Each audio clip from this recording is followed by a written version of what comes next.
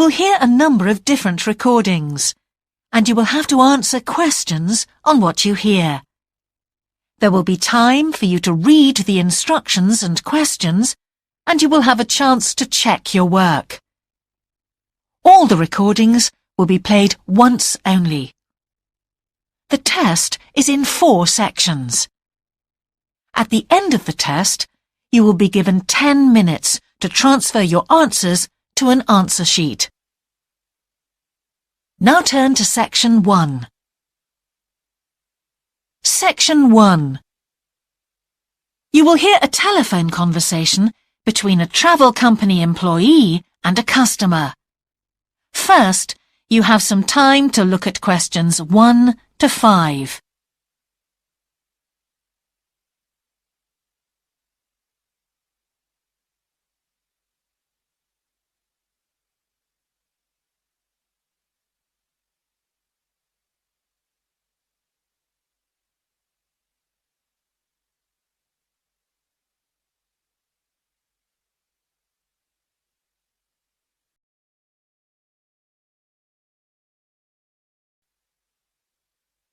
Now we shall begin. You should answer the questions as you listen, because you will not hear the recording a second time. Listen carefully and answer questions 1 to 5. Greek Island Holidays, can I help you? Yes, I hope so. I have a friend who's just come back from Corfu, and she's recommended some apartments in Arillis. She thought they might be on your list. Arillis, let me see. Can you give me the names? Yes, the first's Rose Garden Apartments. I'd like to go with another friend in the last week of October. Well, we've got a lovely studio flat available at that time. I'm sure you'd enjoy the entertainment programme there too, with Greek dancing in the restaurant. And the cost for each of us? £219. That sounds very reasonable. I'm just jotting down some notes. Now, the second one she mentioned was called Blue Bay. Blue Bay. Yes, in fact, that's very popular, and it has some special features. Really? The main attraction is the large swimming pool with salt water. Much healthier, I understand. That's right. And it isn't far from the beach either, only 300 metres. And only around half a kilometre to some shops, so you don't have to be too energetic. Is it much more expensive than the first one? Let me just check. I think at the time you want to go, it's around £260. No, £275 to be exact. Right, I've got that. Now, there are just 2 more apartments to ask you about. I can't read my own writing. Something to do with sunshine, is it? I think you meant the Sunshade Apartments. They're on a mountainside. Any special features? Yes, each room has its own sun terrace, and there are shared barbecue facilities. Ooh, sounds lovely. Yes, it is rather well equipped. It also provides water sports. It has its own beach. There are facilities for water skiing. Any kite surfing? My friend's quite keen. Not at the hotel, but I'm sure you'll find some in Arillis. There's also satellite TV in the apartments. And how much is that one? £490 with 2 sharing. You mean £245 each? I'm afraid not. Each person has to pay that amount, and there must be at least 2 in an apartment. Ooh, I don't think that would be within our budget, unfortunately. And the last one sounds a bit expensive too. The Grand? Actually, it's quite reasonable. It's an older style house with Greek paintings in every room and a balcony outside. Sounds nice. What are the views like? Well, there are forests all round, and they hide a supermarket just down the road, so that's very useful for all your shopping needs. There's a disco in the area too. And the price? £319 at that time, but if you leave it till November, it goes down by 40%. Too late, I'm afraid. Well, why don't I send you a brochure with full details, Miss... Nash. But don't worry about that. I'm coming to Upminster soon, and I'll call and get one. I just wanted to get an idea first. Well, that's fine. We've got plenty here when you come. Before you hear the rest of the conversation, you have some time to look at questions 6 to 10.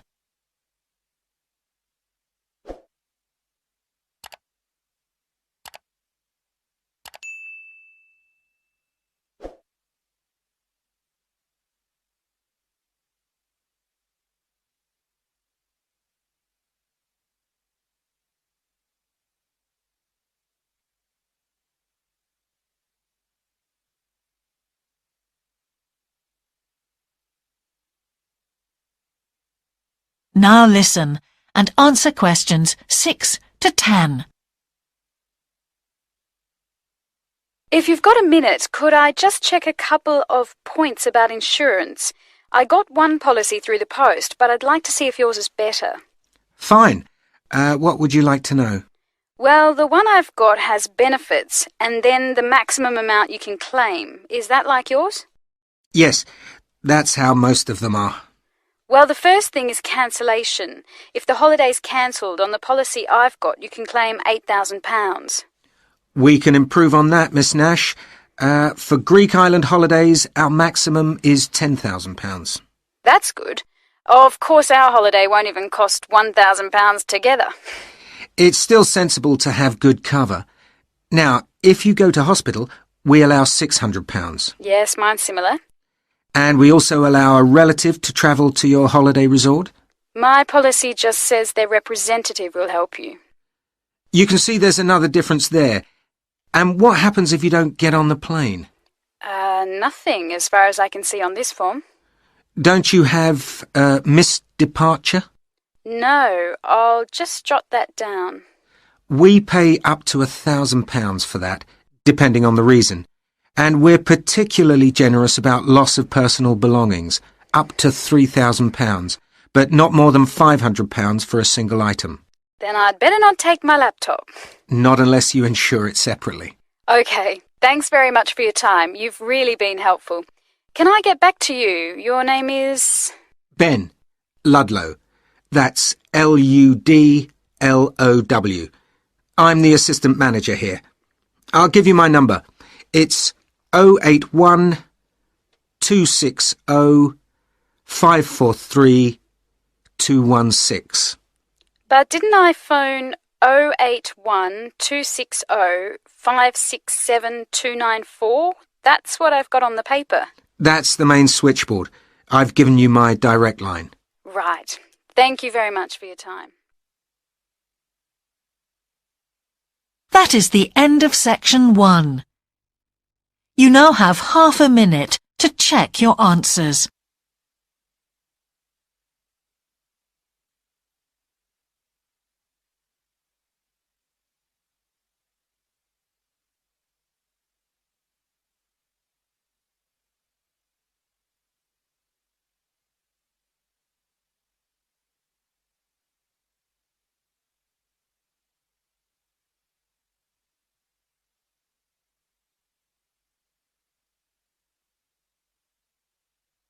Now turn to section 2. Section 2. You will hear a talk on local radio about a children's theme park. First, you have some time to look at questions 11 to 13.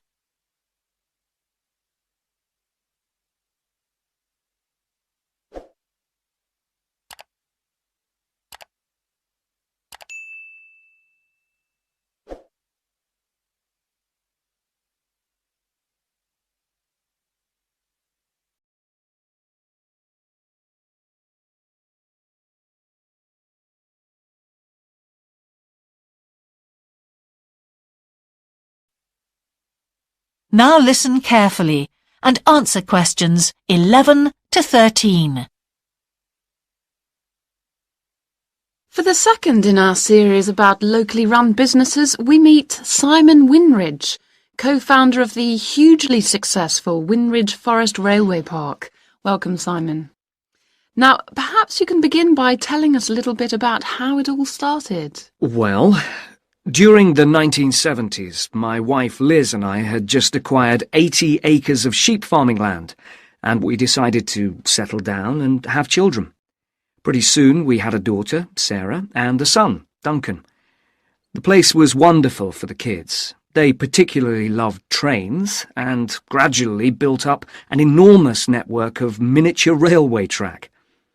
I began to develop larger-scale models of locomotives, but we didn't think anything more of it until I went on a trip to a theme park near Birmingham and decided we could do a much better job.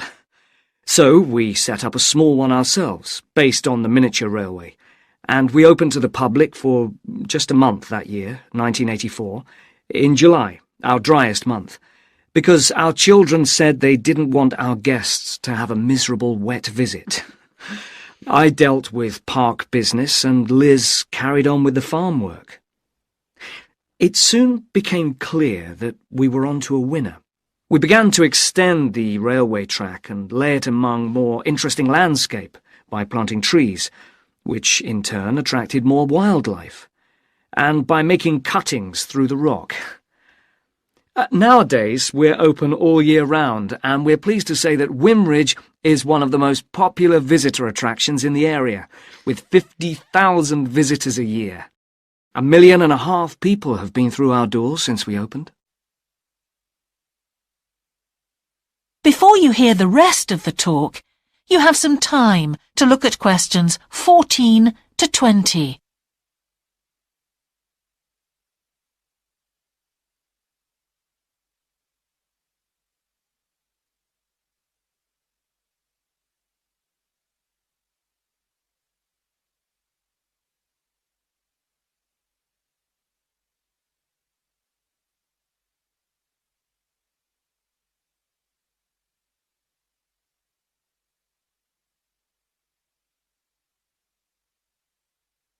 Now listen and answer questions 14 to 20. All these visitors mean we have had to expand our operation, and it's now a truly family concern. I'm near to retirement age, so I only concern myself with looking after the mechanical side of things, keeping the trains going. Liz now devotes all her energies to recruiting and supporting the large squadron of workers, which keep the place running smoothly. We're really pleased that, after some years away teaching, Sarah has now returned to the park and makes sure the visitors are kept fed and watered, which keeps her pretty busy, as you can imagine. Our son Duncan has been a stalwart of the park for the last 10 years, taking over from me in the area of construction, and I'll say a little bit more about that in a moment. And his new wife, Judith, has also joined the team in charge of retail. That's becoming a tremendous growth area for us. A lot of people want to buy souvenirs. So have you finished your development of the site for the moment? Not at all. We're constantly looking for ways to offer more to our visitors. The railway remains the central feature, and there's now 1.2 kilometres of the line laid, but we'd like to lay more. Because of the geology of the area, our greatest problem is digging tunnels, but we're gradually overcoming that. We're also very pleased with a new installation of the go-kart arena, which is 120 square metres in area. Again, the problem is the geology. We had to level the mounds on the track for safety reasons. We wanted to enable 5 to 12-year-olds to use the go-karts. And the main attraction here is the Formula One kart. We've known fights to break out over who gets it. And then, finally, to our most recent development, which is the landscape swimming pool. That is the end of section 2. You now have half a minute to check your answers.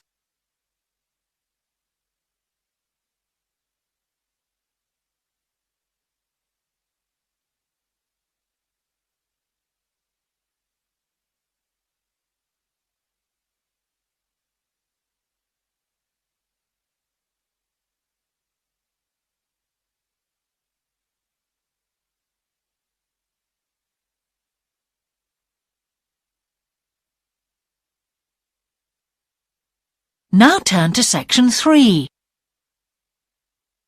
Section 3.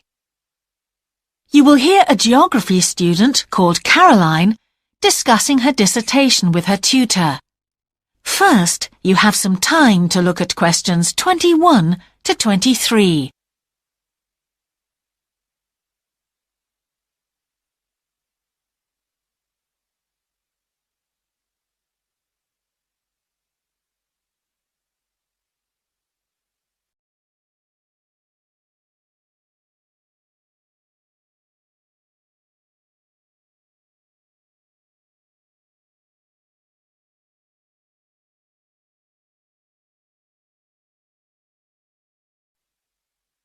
Now listen carefully and answer questions 21 to 23. Ah, Caroline. Come on in, sit down. Thanks. So how's the dissertation planning going? Well, Dr. Shulman, I'm still having a lot of trouble deciding on a title. Well, that's perfectly normal at this stage. And this is what your tutorials will help you to do. Right. What we'll do is jot down some points that might help you in your decision. First of all, you have chosen your general topic area, haven't you? Yes, it's the fishing industry. Oh, yes, that was one of the areas you mentioned. Now, what aspects of the course are you good at? Well, I think I'm coping well with statistics, and I'm never bored by it. Good. Anything else? Well, I found computer modelling fascinating. I have no problem following what's being taught, whereas quite a few of my classmates find it difficult. Well, that's very good. Do you think these might be areas you could bring into your dissertation? Oh, yes, if possible. It's just that I'm having difficulty thinking how I can do that. You see, I feel I don't have sufficient background information. I see. Well, do you take notes? I'm very weak at note-taking. My teachers always used to say that. Well, I think you really need to work on these weaknesses before you go any further. What do you suggest? Before you hear the rest of the tutorial, you have some time to look at questions 24 to 30.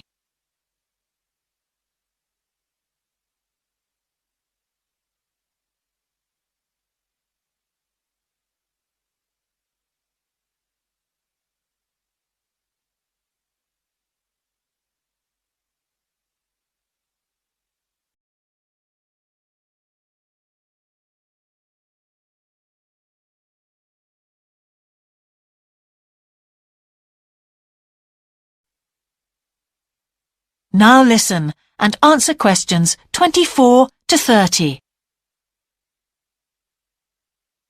Well, I can go through the possible strategies with you and let you decide where to go from there. Okay, thanks. Well, some people find it helpful to organize peer group discussions. You know, each week a different person studies a different topic and shares it with the group. Oh, right. It really helps build confidence. Yeah. You know, having to present something to others. I can see that. The drawback is that everyone in the group seems to share the same ideas. They keep being repeated in all the dissertations. Okay. You could also try a service called Student Support. It's designed to give you a structured program over a number of weeks to develop your skills. Sounds good. Yes. Unfortunately, there are only a few places. Ah. But it's worth looking into. Yes, of course. I know I've got to work on my study skills. And then there are several study skills books you can consult. Right. They'll be a good source of reference. But the problem is, they are sometimes too general. Yes, that's what I've found. Other than that, I would strongly advise quite simple ideas, like using a card index. Well, yes, I've never done that before. It's simple, but it really works because you have to get points down in a small space. Another thing I always advise is don't just take your notes and forget about them. Read everything 3 times. That'll really fix them in your mind. Yes. I can see it'd take discipline, but... Well, If you establish good study skills at this stage, they'll be with you all your life. Oh, yes, I completely agree. It's just that I don't seem to be able to discipline myself. I need to talk things over. We'll be continuing these tutorials, of course. Let's arrange next month's now. Let's see. I can see you virtually any time during the week starting the 22nd of January. What about the 24th? I'm free in the afternoon. Sorry, I'm booked then. What about the following day? The Thursday? Yeah? I can make the morning. Fine. We'll go for the 25th then. That's great. Thanks. That is the end of section 3. You now have half a minute to check your answers.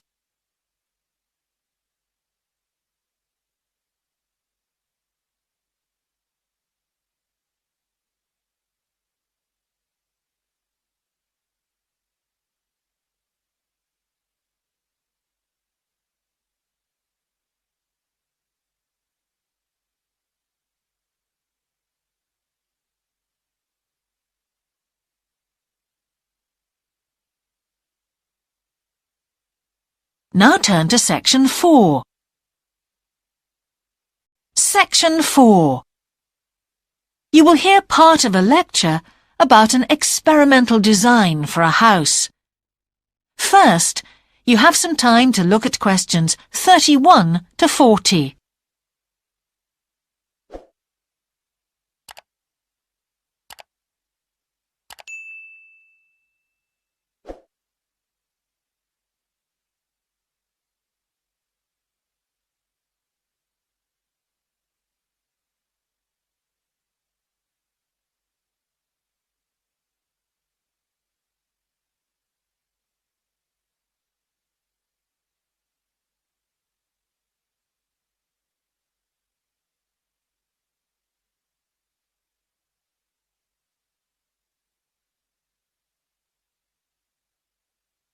Now listen carefully and answer questions 31 to 40. Good morning. In the last few lectures, I've been talking about the history of domestic building construction. But today, I want to begin looking at some contemporary experimental designs for housing. So, I'm going to start with a house which is constructed more or less under the ground. And one of the interesting things about this project is that the owners, both professionals but not architects, wanted to be closely involved, so they decided to manage the project themselves. Their chief aim was to create somewhere that was as environmentally friendly as possible. But at the same time, they wanted to live somewhere peaceful. They'd both grown up in a rural area and disliked urban life. So the first thing they did was to look for a site, and they found a disused stone quarry in a beautiful area. The price was relatively low, and they liked the idea of recycling the land, as it were. As it was, the quarry was an ugly blot on the landscape, and it wasn't productive any longer either. They consulted various architects and looked at a number of designs before finally deciding on one. As I've said, it was a design for a sort of underground house, and it was built into the earth itself, with 2 stories. The north, east, and west sides were set in the earth, and only the sloping south-facing side was exposed to the light. That was made of a double layer of very strong glass. There were also photovoltaic tiles fixed to the top and bottom of this sloping wall. These are tiles that are designed to store energy from the sun, and the walls had a layer of foam around them too to increase the insulation.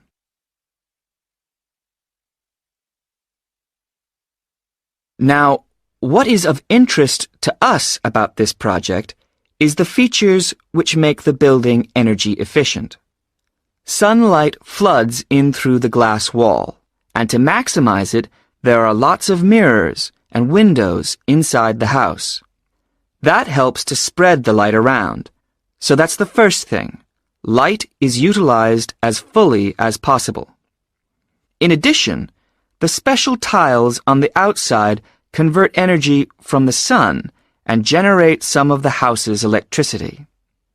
In fact, and it is possible that in future the house may even generate an electricity surplus, and that the owners will be able to sell some to the national grid. As well as that, wherever possible, recycled materials have been used. For example, the floors are made of reclaimed wood, and the owners haven't bought a single item of new furniture. They just kept what they already had. And then there's the system for dealing with the waste produced in the house. This is dealt with organically. It's purified by being filtered through reed beds which have been planted for that purpose in the garden. So the occupants of the house won't pollute the land or use any damaging chemicals. It's true that the actual construction of the house was harmful to the environment, mainly because they had to use massive amounts of concrete, one of the biggest sources of carbon dioxide in manufacturing. And, as you know, this is very damaging to the environment. In total, the house construction has released 70 tons of carbon dioxide into the air. Now that's a frightening thought. However, once the initial debt has been cleared, and it's been calculated that this will only take 15 years, this underground house won't cost anything, environmentally I mean, because unlike ordinary houses, it is run in a way that is completely environmentally friendly. So, eco-housing like this is likely to become much more. That is the end of section 4. You now have half a minute to check your answers.